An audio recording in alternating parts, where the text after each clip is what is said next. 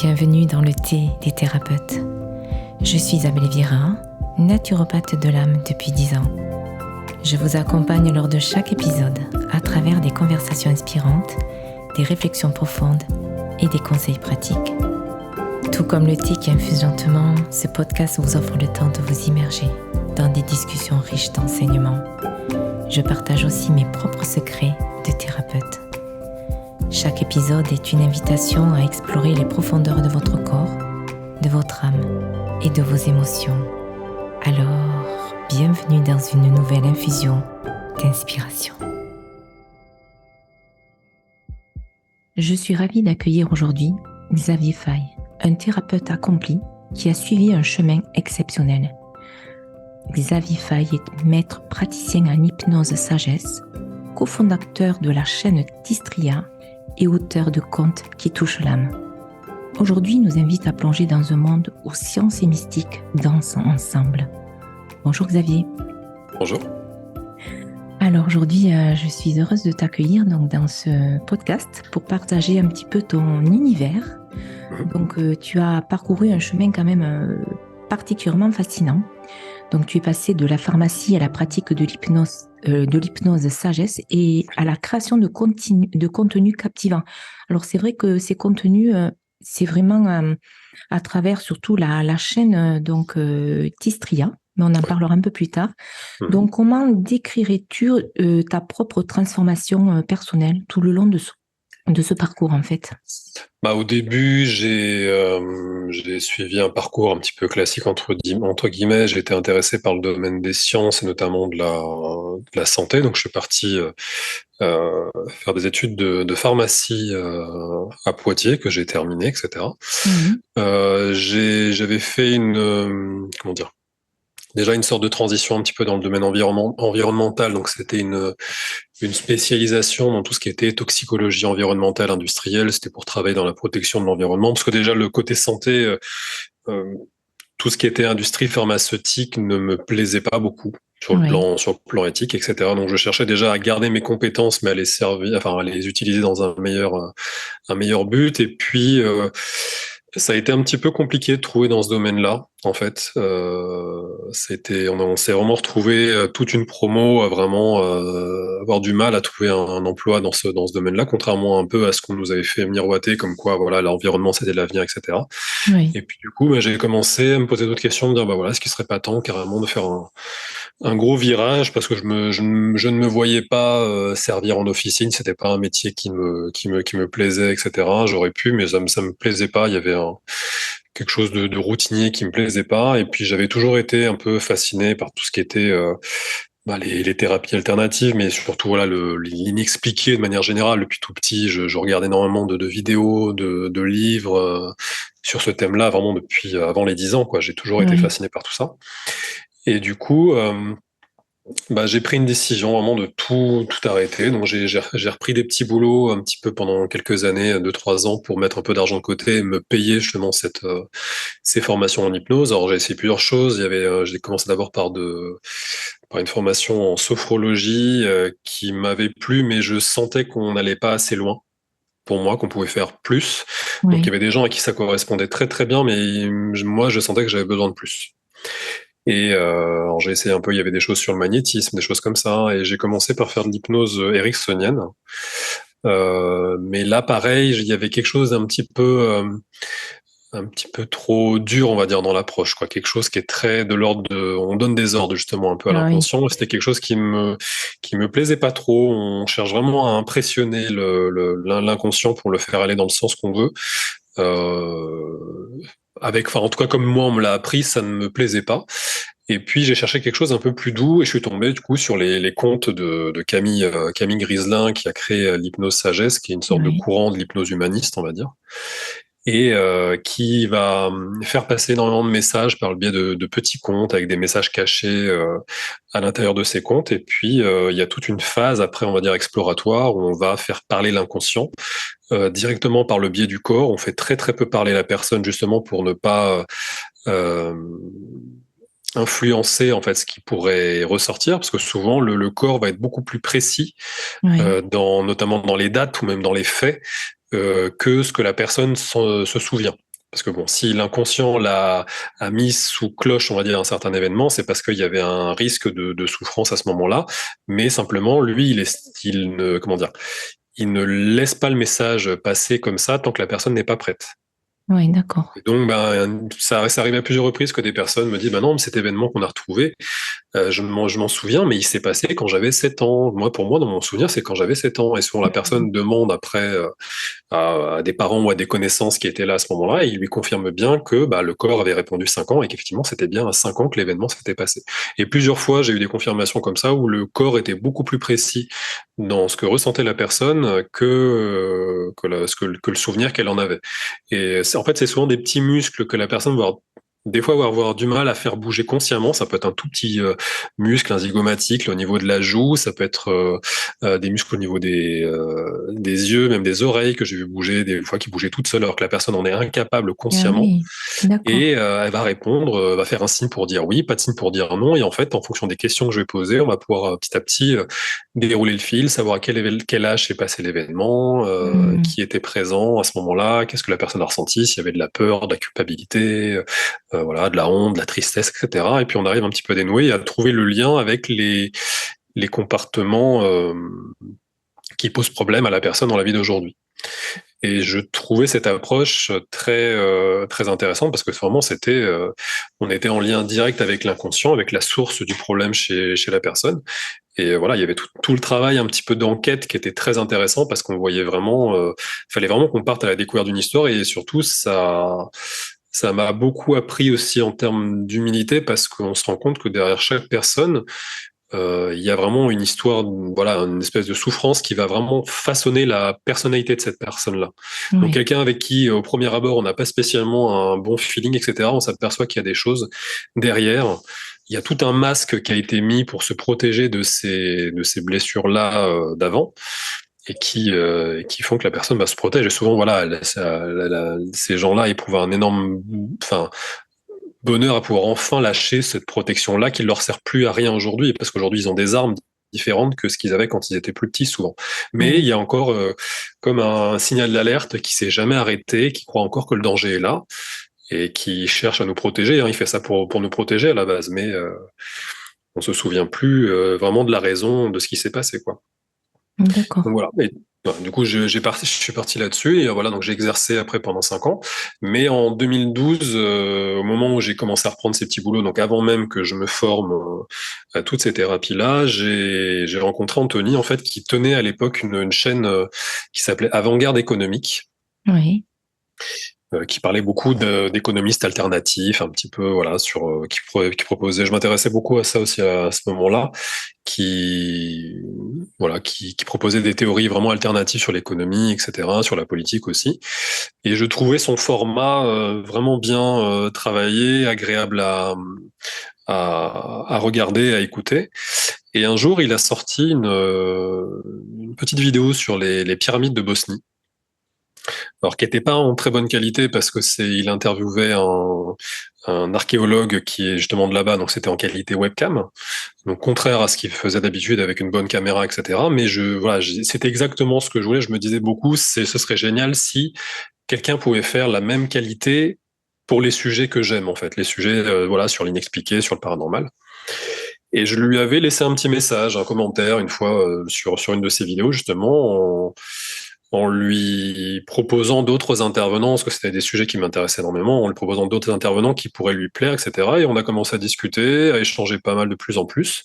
On a décidé de se rencontrer sur Paris, parce qu'il était sur Paris aussi comme moi à l'époque, et puis Oui. on a bien accroché. Et puis bah, il m'a emmené dans l'aventure aussi avec lui pour continuer, parce que voilà, j'avais pas mal de connaissances, lui aussi, et puis voilà, lui, il était vraiment très sur l'aspect technique, montage, etc. Mais c'était des sujets qui l'intéressaient énormément. Oui. Et du coup, bah là, on a commencé l'aventure du coup en 2012 et encore jusqu'à aujourd'hui. Voilà, donc du coup, vous avez co-créé donc cette chaîne Tistria, donc Mhm. avec Anthony Chêne qui est le réalisateur, Oui. et vous avez créé de nombreux contenus très riches, tels que des documentaires, des vidéos, des interviews, donc cela depuis 2012, comme tu disais, Oui. c'est ça? Oui. Anthony a commencé son documentaire, un premier documentaire. Il était avec une autre personne au tout début, le documentaire était super, et moi je suis arrivé juste après ce documentaire-là. La personne était partie, je sais plus exactement pour quelle raison, ils avaient des projets simplement différents. Et puis moi je suis arrivé du coup juste après, puis on a continué le système un peu d'interview et de Oui, documentaire. Mais voilà, à la base c'est la chaîne d'Anthony.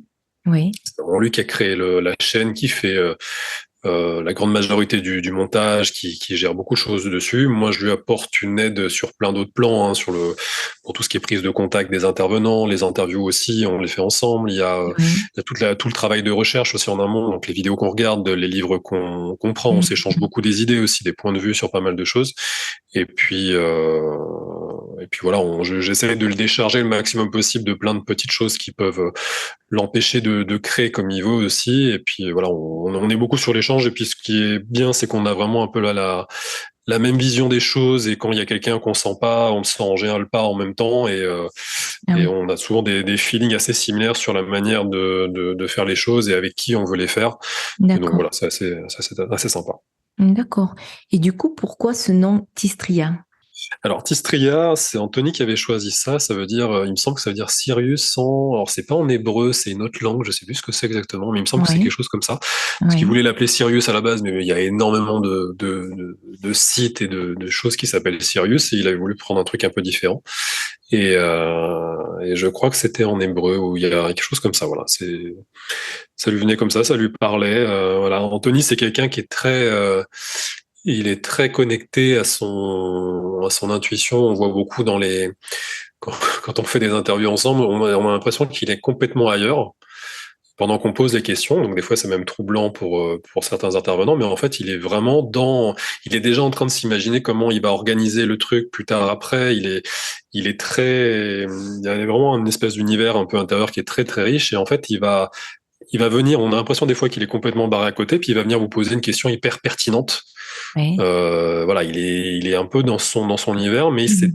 il entend tout ce qui se passe, et il a une très belle intuition, et c'est aussi pour ça, je pense que ça marche bien, c'est je pense qu'il est assez guidé par ça, et voilà, il a une idée très précise de ce qu'il veut faire, de là où il veut emmener la chaîne, et voilà, je pense que c'est aussi pour ça que ça marche bien.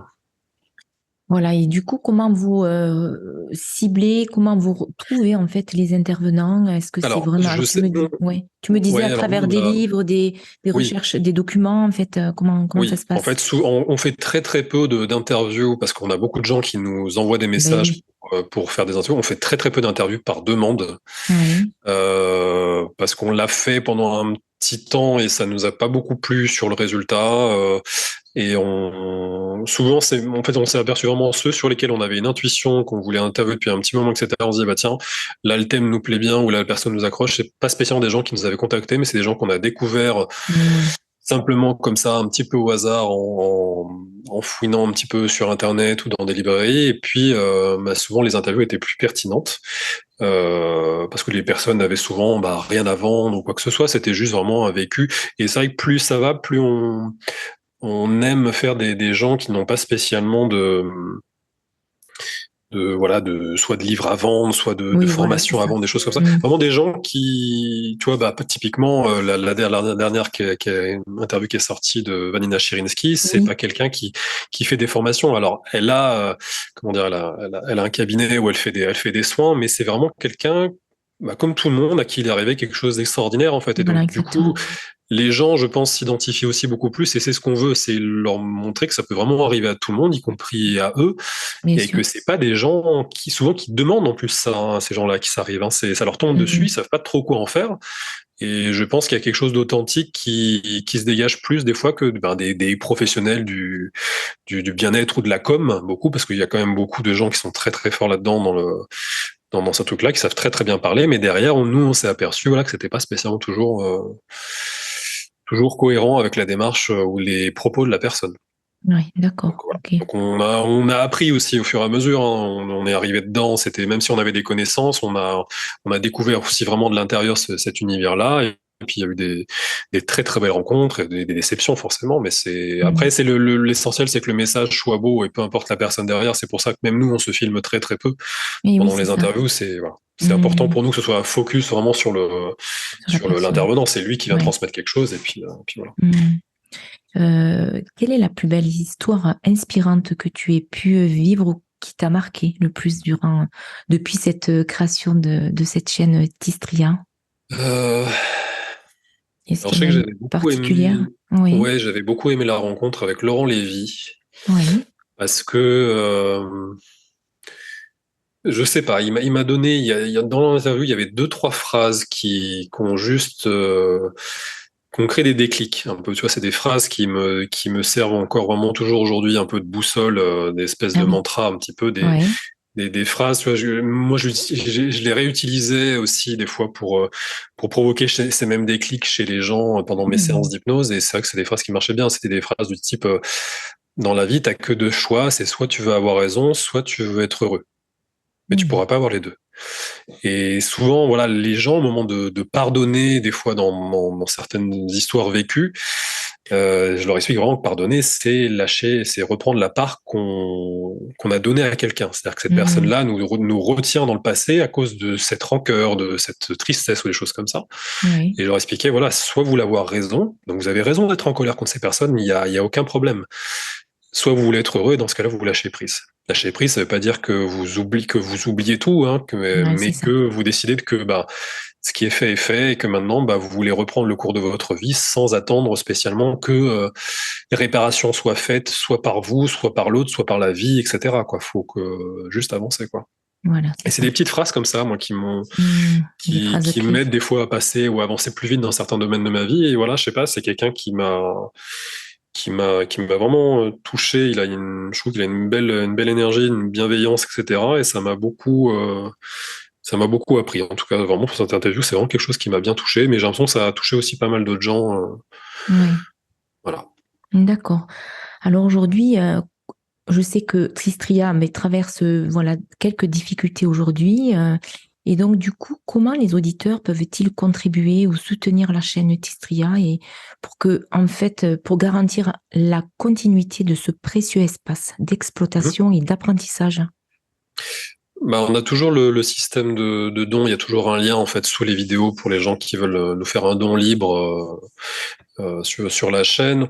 On essaye plusieurs choses. On a essayé de voir avec Vanina de faire un petit contenu bonus, on va dire, mais pour un prix dérisoire d'1,90 € vraiment pour que n'importe qui puisse Oui, y se, accéder. se l'offrir. On sait bien que voilà, que beaucoup de chaînes demandent qu'il y a des sollicitations qui sont assez importantes, surtout maintenant avec les problèmes un peu d'inflation qu'on connaît, etc. Mais oui, C'est normal, mais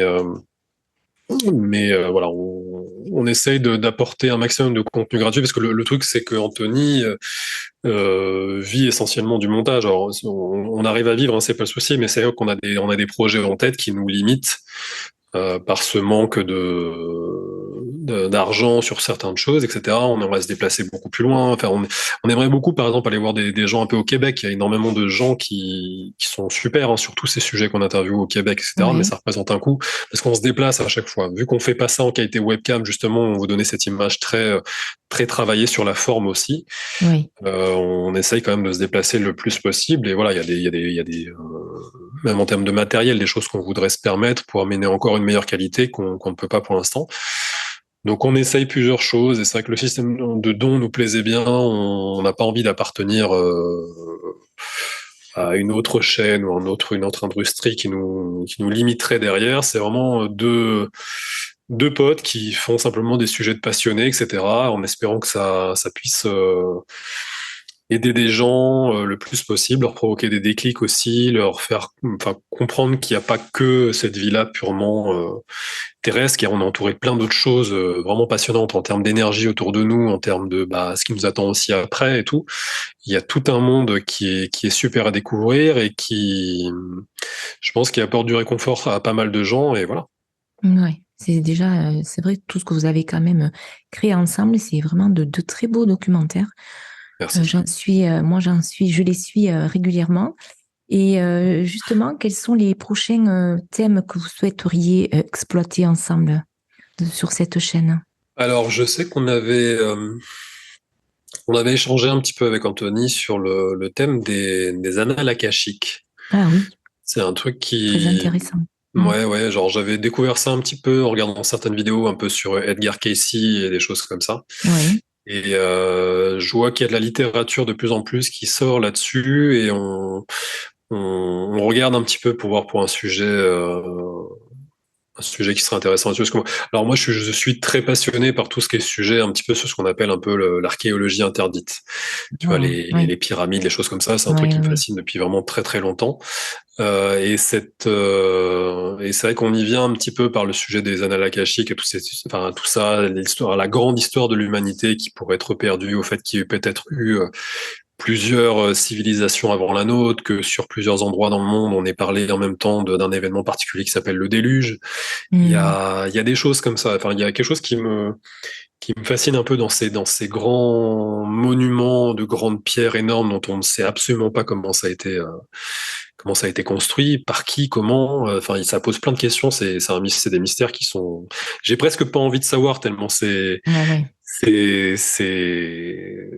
Enfin, ce côté mystérieux me plaît en fait. D'accord. Mais du coup, voilà, on y vient un petit peu par le sujet des annales akashiques. Oui. Après, en autre sujet. Est-ce que vous avez déjà exploité le sujet sur la communication animale? Non, je sais qu'on en avait parlé un petit peu. Oui. Ça s'est pas représenté dans les contacts ou dans. En fait, disons que des fois, on a l'impression qu'il y a des. C'est comme s'il y avait des intervenants qui nous étaient envoyés, on va dire, comme s'il y avait quelque chose qui était vraiment. Je sais pas. Enfin, on va se passionner en même temps d'un coup pour un intervenant. D'accord, ah oui. Intervenant, je veux dire. Mais c'est Oui. vraiment, il y a quelque chose qui, d'un coup, ça va être évident. C'est là, en fait, quand on voit que ça se fait très très vite. Ah ouais, c'est l'évidence. Ben voilà. Voilà, on est dans le flux, on est bien dans le sens du courant, on va dire, Oui. et on essaye le plus possible de le suivre. Moi j'aurais adoré, on y réfléchit un petit peu, mais c'est compliqué de trouver des intervenants là-dedans. J'aurais adoré à faire un sujet sur le thème des anges gardiens Ah oui, ça aussi, oui. de tous ces phénomènes, de toutes ces personnes qui ont, voilà, à un moment donné de leur vie, voilà, senti vraiment une aide ou quelque chose comme ça, vraiment qu'ils auraient pu y passer et sentir, voilà, il y a des phénomènes qui se sont passés, qui ont été cités. Il y a un phénomène dans une école, notamment aux États-Unis, où il y a eu un attentat à la bombe avec un couple et Oui. tous les enfants unanimement dans cette école signalaient qu'ils voyaient un ange, qu'il y avait un ange qui les protégeait avec leurs grandes ailes, etc., qui leur disait exactement quoi faire, à quel moment, etc. Et tous les enfants étaient unanimes. Ils regardaient vraiment une sorte de forme dans le coin de la salle où étaient les personnes avec la bombe. Oui. Et ils en sont tous sortis indemnes, bon, sauf les deux personnes concernées. Mais il y a eu parce que la bombe a quand même été sautée. Voilà, et tous les enfants unanimement racontent la même chose. Et il y a quand même quelque chose Incroyable. d'assez troublant là-dedans. Et c'est vrai que c'est un sujet qui, je pense, aurait pu réconforter aussi beaucoup de gens. Et c'est moi quelque chose qui m'intrigue beaucoup.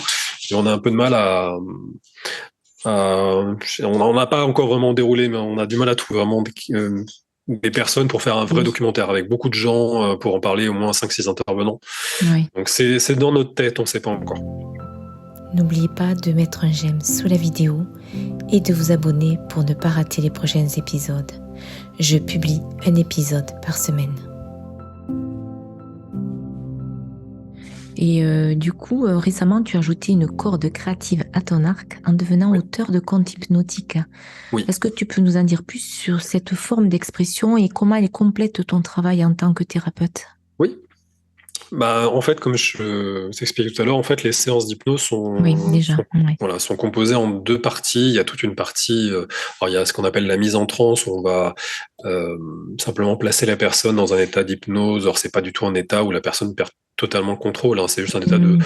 de somnolence agréable qu'on a typiquement quand on fait quand on conduit sur une route un peu monotone. Voilà, on est un peu dans nos pensées, qu'on est un peu dans la lune. Oui, c'est Voilà, ça. on n'est pas totalement déconnecté de ce qui est autour de nous, mais on rêvasse, ouais. On laisse un peu Mm. plus peut-être l'intuition ou la rêverie venir. On va dire, il y a des messages qui passent un peu plus dans ces moments-là, en fait.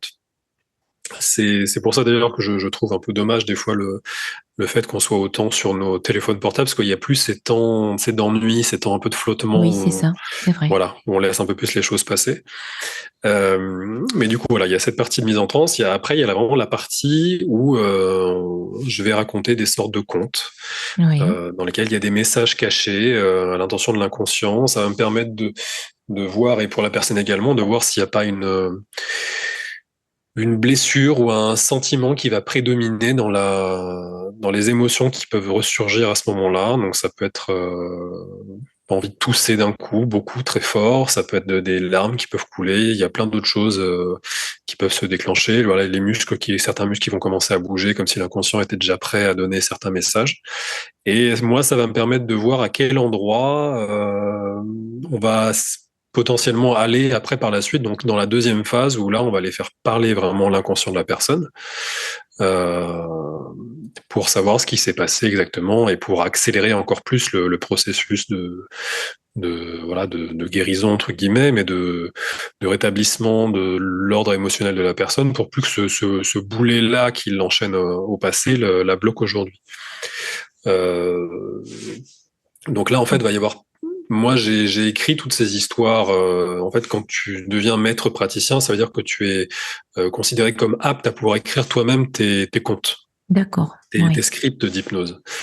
Et je sais qu'il y a plusieurs praticiens qui se servent des histoires du. Alors, il y a eu un premier livre qu'on a écrit avec Olivia Favre, qui est également qui a fait la formation sagesse aussi. On l'a pas fait en même temps, mais on se connaît depuis un petit moment. Et on a écrit ce premier livre. Et puis là, il y a le deuxième qui est sorti, qui s'appelle c'est 33 contes d'auto-hypnose pour guérir les blessures émotionnelles. oui, Où là, en fait, tous les contes sont. Alors, il y a des parties de mise en transe que les personnes vont lire. Donc, c'est des textes qui sont un petit peu alambiqués, mais c'est fait exprès. C'est justement pour pas que ce soit. C'est pas des textes qui sont faits pour être lus avec le mental. oui, voilà, c'est ça. Voilà, il y a des phrases typiques qui sont mises dedans pour aider un petit peu à Mm. casser le sens logique du texte. Et ensuite, il y a toute la phase d'histoire que soit la personne peut lire, soit elle peut les écouter, parce que toutes les séances ont été faites en audio dans ce livre-là, avec un compositeur qui a fait des musiques d'accompagnement, sachant qu'on a fait, pour ceux que ça peut déranger des fois pour les musiques, on a fait les histoires sans musique et avec musique. D'accord, Parce ok. qu'il y a des gens, des fois, ça les fait sortir, et d'autres, au contraire, ça les aide à Mm. plonger un peu plus profondément dans l'histoire. Et il y a des personnes qui vont s'endormir pendant l'histoire et qui s'inquiètent des fois de ne pas avoir tout entendu, mais c'est fait exprès. Il y a des moments où vous D'accord, allez vraiment lâcher parce que c'est un peu l'inconscient qui prend le dessus. Ça lui permet de laisser pénétrer plus profondément les messages. Et oui, puis il y a des gens qui vont rester plus en surface, tout entendre, etc. Et ça agit différemment sur certaines personnes. Et puis il y a des histoires sur lesquelles ça va accrocher. Et d'autres sur lesquelles il y aura un peu moins de choses. Et puis vous n'allez pas comprendre des fois. En fait, tout est classé par thème dans le livre. Et ça va, des fois, vous allez sentir des choses sur un thème qui, a priori, ne vous venait pas à l'idée, quoi. Par exemple, voilà, imaginons un homme qui écoute ça, il y a des choses, certaines histoires pour aider à avoir des enfants, des problèmes sexuels, des oui, choses comme d'accord. ça, et ben, Mhm. ça va réveiller autre chose.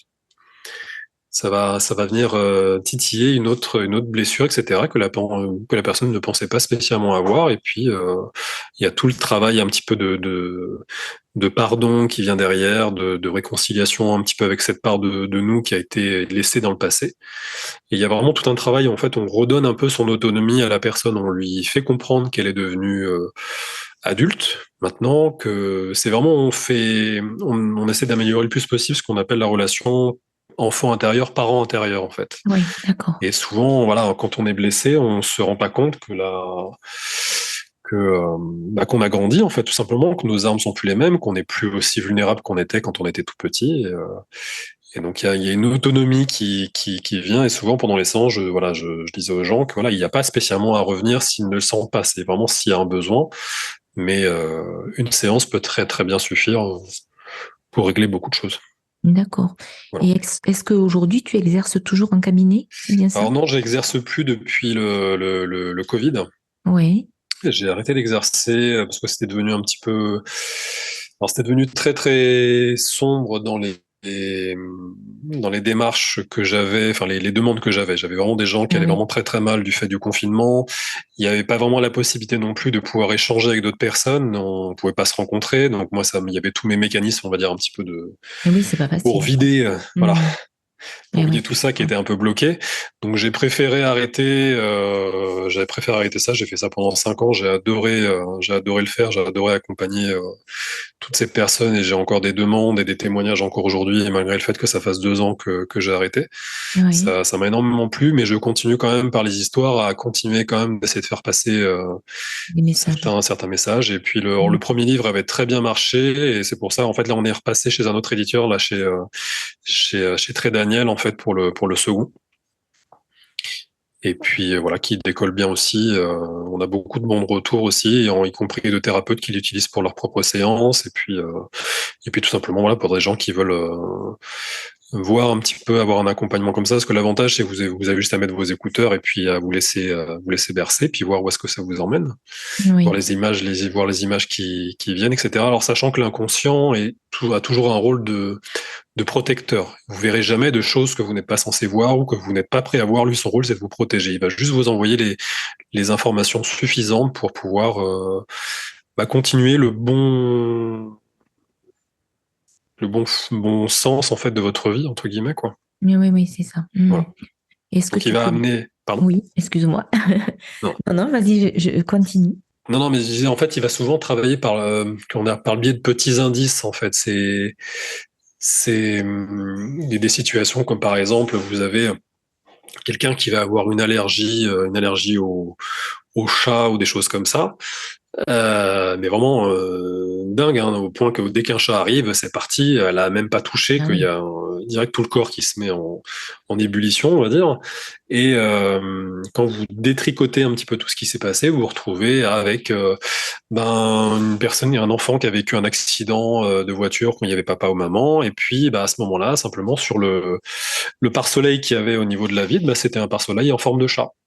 Ah oui, Et incroyable. la personne va juste regarder, va noter ce petit indice-là, l'inconscient lui dire, bon, écoute, là, cet événement-là, il est trop dur à gérer pour toi, t'es pas encore prête psychologiquement pour gérer cet accident-là, parce que tu as peut-être eu peur de perdre la vie, de perdre papa, de perdre maman, donc avec toutes les conséquences que ça induit derrière.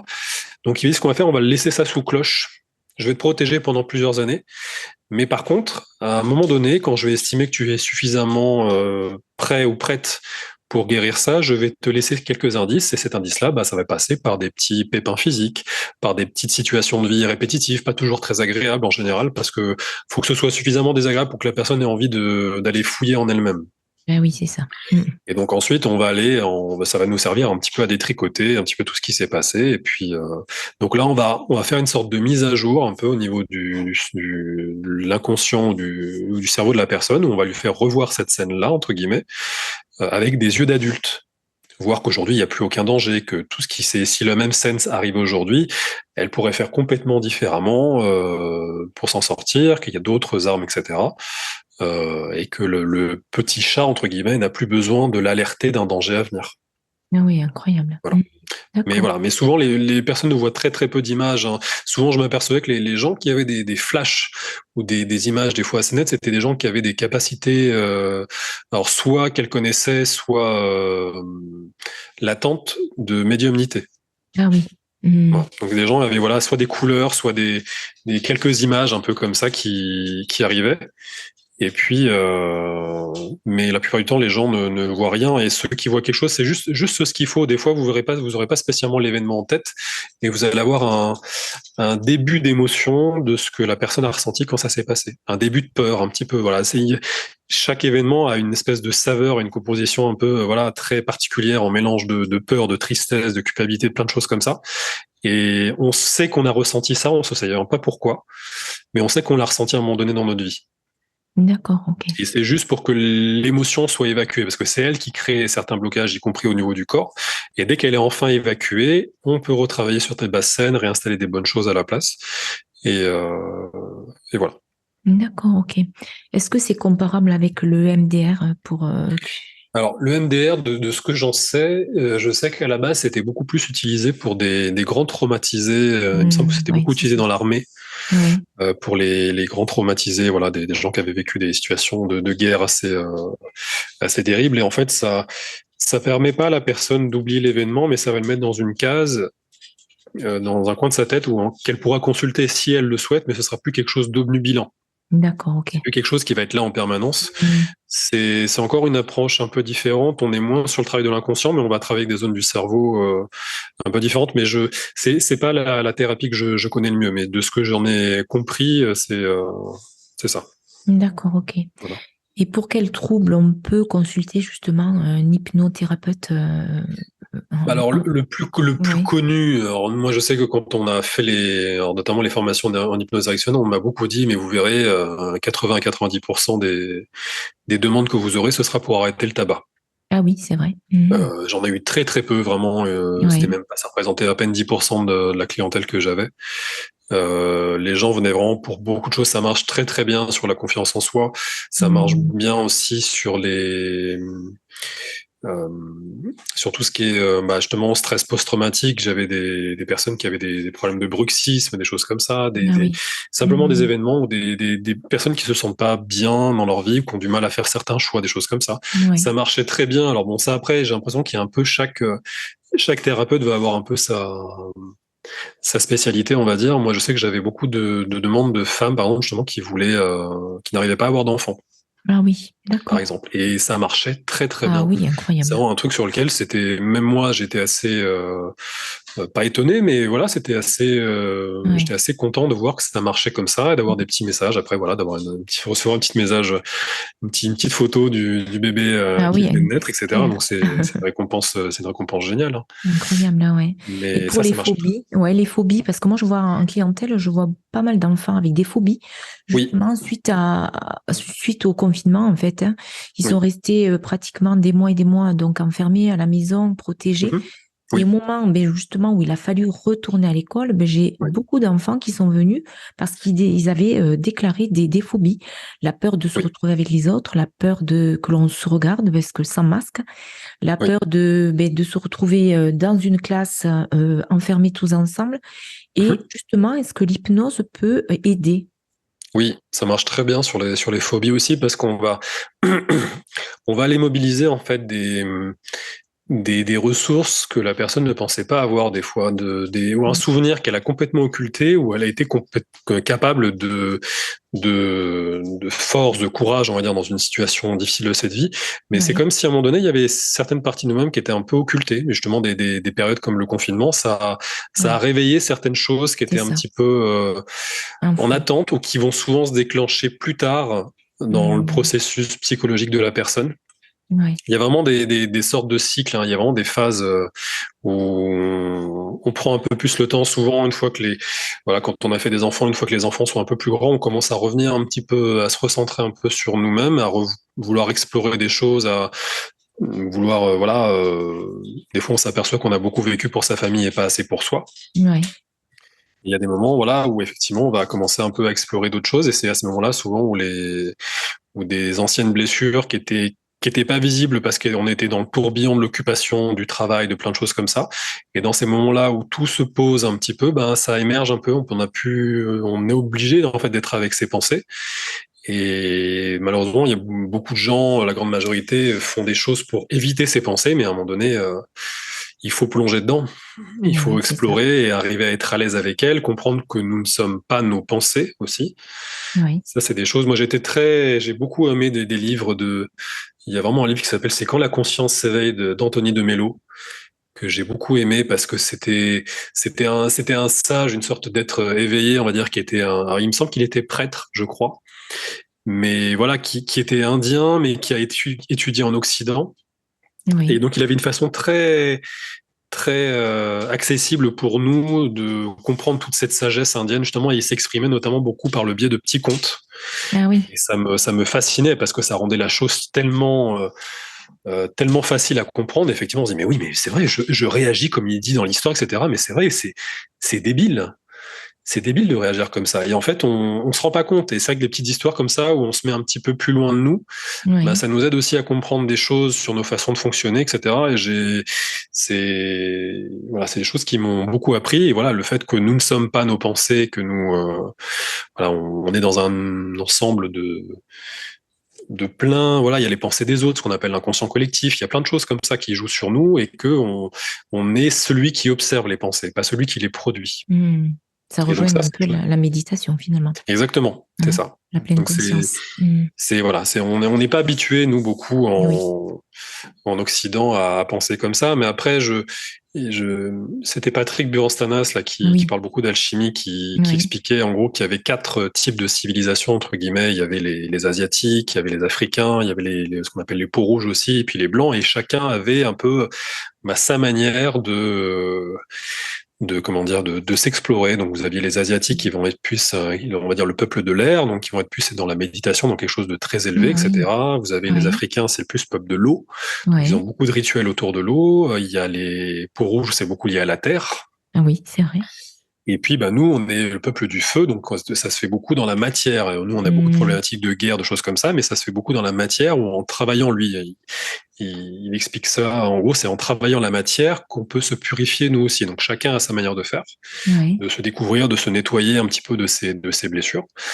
Et donc c'est pour ça peut-être aussi que la méditation ne convient peut-être pas à À tout le toutes monde, ouais. les cultures aussi. Je pense. À mon avis, il n'y a pas une seule voie pour arriver à se libérer. C'est pour ça que c'est des moments, enfin, on vit une période qui est super avec autant de thérapies alternatives C'est vrai.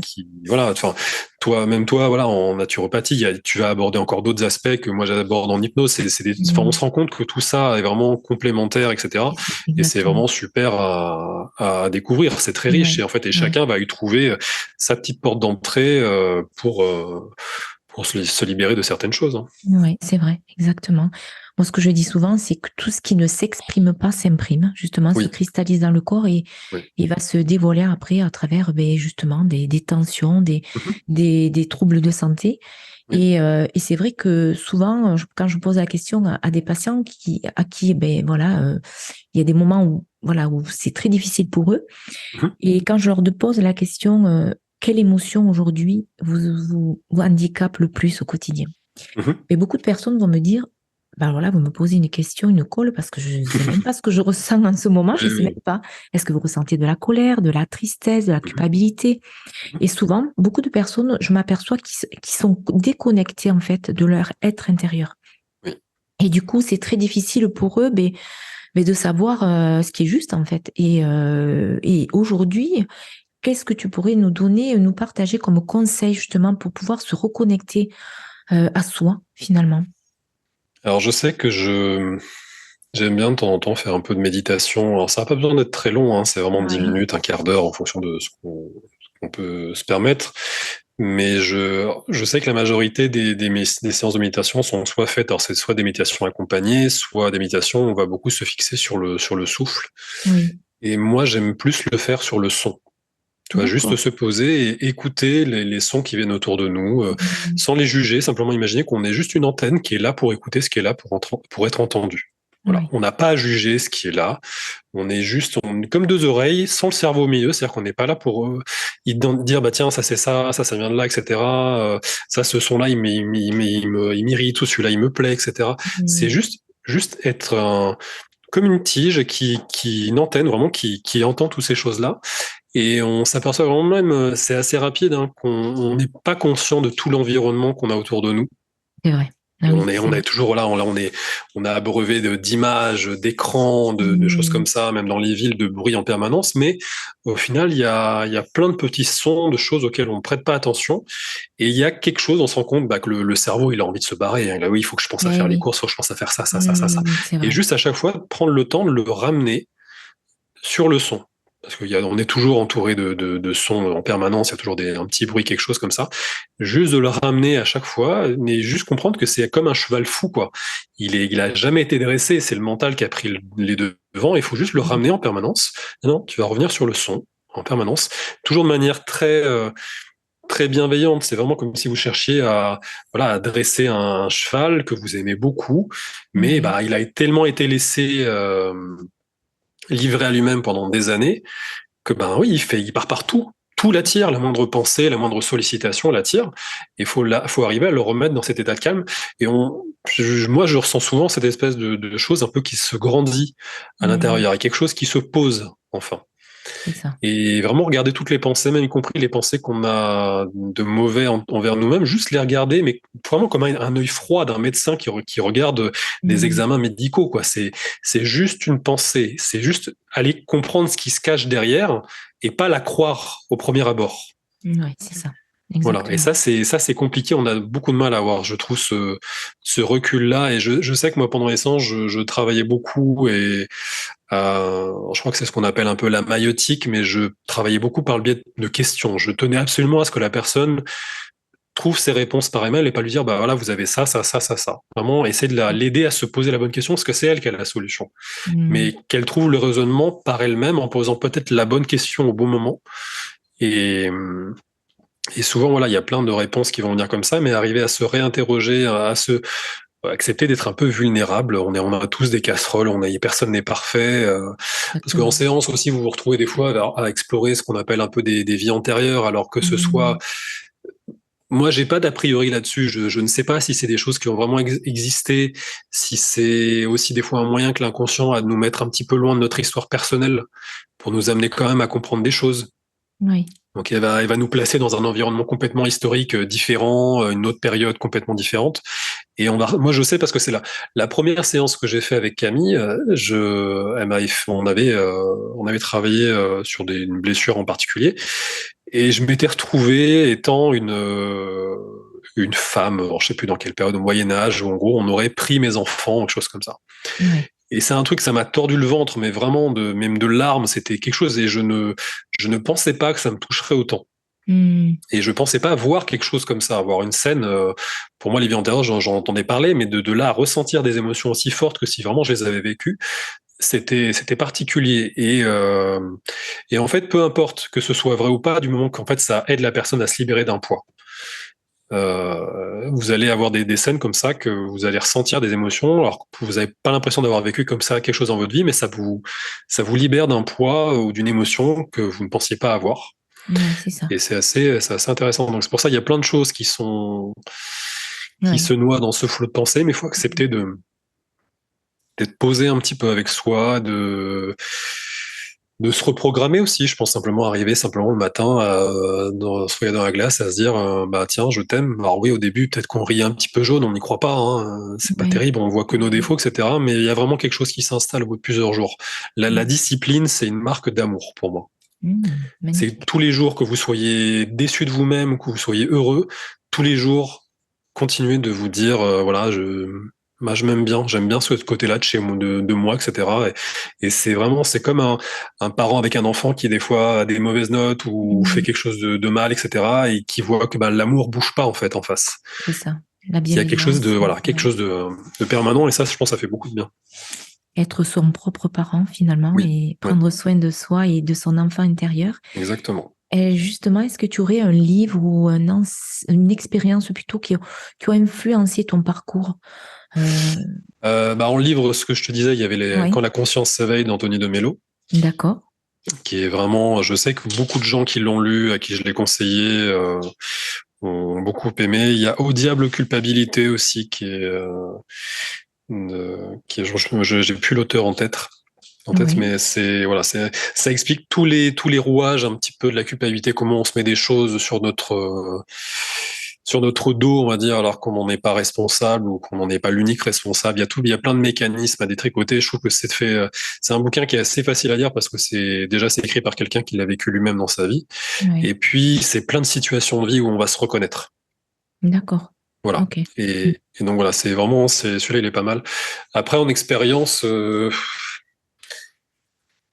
je sais pas trop te dire, parce que j'ai essayé plusieurs choses, hein, plusieurs thérapies ou des choses comme ça, et chacun apporte un peu des petits trucs en plus. Il y a des fois, ça va être juste une parole de quelqu'un, tu vois, comme Laurent Lévy, ou même une personne que je connais pas dans la rue, qui des fois va apporter le déclic. Et je pense que vouloir attirer à soi, en fait, ce que j'aime bien demander à l'univers, entre guillemets, c'est voilà, aide-moi à devenir la meilleure version de moi-même.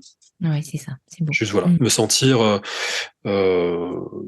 en amour avec moi-même, ressentir de la sagesse, de la bonté et de laisser les événements qui doivent arriver vers moi de la meilleure manière qui soit Mm. pour que ça se fasse. Et je pense que voilà, j'aime bien cette idée, j'aime bien comment je me sens avec cette idée-là. Et voilà, simplement se poser un petit peu ça, tout ce qui est voilà un peu reprogrammation du subconscient, etc. C'est juste voilà ressentir les choses comme on aimerait qu'elles soient et mais avoir confiance. D'accord. Ok. Voilà, Mais en tout cas, c'est très, très riche. Merci beaucoup, en tout cas, Xavier. avec Et plaisir. est-ce que tu aurais quelque chose à rajouter ou parce que c'est vrai que c'est très riche et surtout, moi, j'ai vraiment aimé vraiment voilà, c'est tous ces reportages, Mhm, tout ce que vous avez créé. Donc, dans le cadre de Tistria. Et j'espère vraiment de tout cœur que cette chaîne poursuive et elle nous ouais, permette de nous inspirer et de nous apporter des clés. Parce que c'est vrai qu'on a tous besoin de voir les expériences des autres parce que mhm. c'est ce qui nous nourrit aussi à chacun. Et en tout cas, voilà, je ne sais pas si tu as d'autres petits conseils à nous partager ou... Non, Mhm. bah après, je suis assez ravi de voir que toutes ces chaînes, tous les podcasts dont tu fais partie, voilà, fleurissent de plus en plus. Il y a une vraie demande Ouais, de ça. Je pense vraiment. Peut-être que le Covid a joué son rôle aussi là-dedans, c'est où les ça. gens ont commencé à se poser des questions Ouais. et à prendre le temps de se les poser, de fouiller, de rechercher des Mhm. choses. Et Voilà, exactement. Et ouais, retrouver un alignement en soi. oui, C'est pas facile parce que c'est vrai qu'on nous demande beaucoup à l'extérieur ouais, et tout ce qu'on va mettre à l'extérieur, c'est une énergie, mais finalement qu'on va se dilapider de notre être intérieur. Et oui, c'est pour ça que s'octroyer de temps en temps dans la journée des temps de solitude, des temps où on fait rien, justement, juste comme tu mhm, disais tout à l'heure, un temps de méditation et s'observer, observer ce qui se passe en mhm, nous. C'est aussi se reconnecter à son être intérieur, à ouais, son enfant intérieur.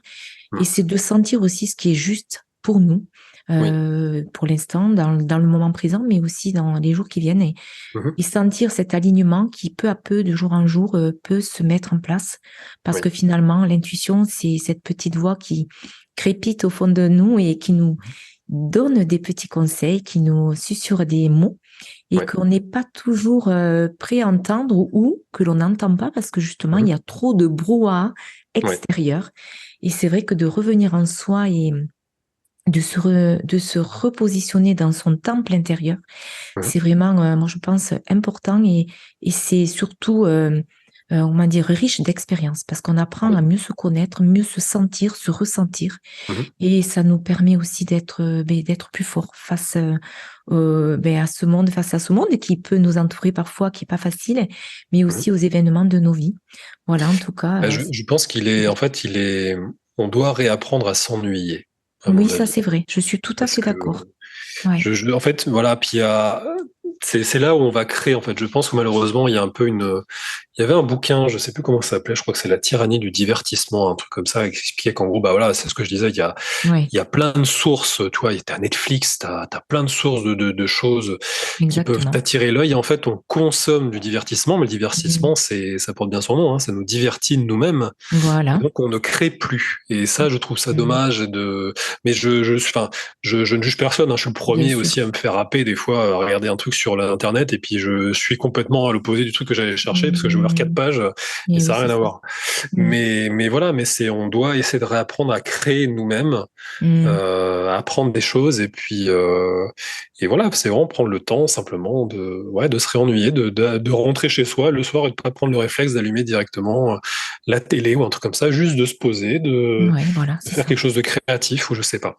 Ouais, c'est vrai, Je pense que c'est là où les meilleures intuitions arrivent, justement, de ce temps-là où on laisse un dans petit peu ce vide. l'intuition venir. Ouais, dans ce vide, en fait, Ouais, le vide, en fait, c'est pour mieux se remplir oui, voilà, de choses peut-être qui nous semblaient peut-être pas évidentes. oui. Et là, en fait, il y a des petites pépites qui peuvent se mettre en Mhm. place et Ouais. peuvent voilà, nous mener vers des projets passionnants.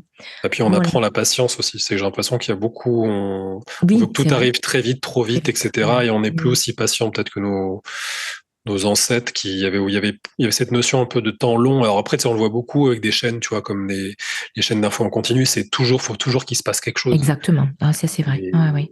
il y a plus ce temps long, etc. Et je pense Mm. que ce serait sain pour beaucoup de Ouais. gens pour beaucoup d'entre nous, hein, de revenir vers quelque chose un peu plus lent. Un peu aussi. plus lent, ouais, et puis peut-être plus se reconnecter à ce qui nous entoure aussi de beauté, hein, avec. Oui. C'est vrai que finalement, être en gratitude aussi pour les petites choses de la vie du quotidien, c'est aussi Oui, s'amener de l'amour et se exactement. nourrir intérieurement pour vraiment vibrer et être en phase. Oui. Voilà, c'est vrai qu'on mène tous peut-être plus ou moins des choses dans notre vie plus ou moins faciles, mais il y a des petites choses au quotidien qui peuvent vraiment nous apporter beaucoup d'amour. Mhm. Ouais. Et en tout cas, est-ce que tu as justement des projets passionnants à venir que tu pourrais nous partager? Donc les livres, On a toujours des interviews là qui sont en attente. encore prévues avec Anthony. Ouais, Je te dis, on parle tous les deux un petit peu d'un documentaire ouais, peut-être à venir, mais ça représente une grosse charge de travail en termes de montage pour Anthony. d'accord. Ouais, c'est lourd. C'est assez lourd, donc il faut vraiment qu'on choisisse bien le sujet si on veut faire ça. On, on parle de plusieurs choses. On ne sait pas si on ferait pas un podcast, peut-être éventuellement aussi, parce que le Ah, problème, c'est c'est qu'on a chouette. des intervenants qui sont très loin, qu'on ne peut Et pas les oui, voir, et on se dit peut-être pourquoi Hmm, pas un format audio, ça peut ça être pourrait bien être sympa aussi. aussi. Non, Voilà. c'est vrai, tout à fait. On y Voilà. pense, mais voilà, c'est des petits projets dans les cartons, mais pour l'instant, voilà, je t'avais parlé peut-être d'aller au Québec. On Oui, aimerait bien aussi, voilà, voir oui.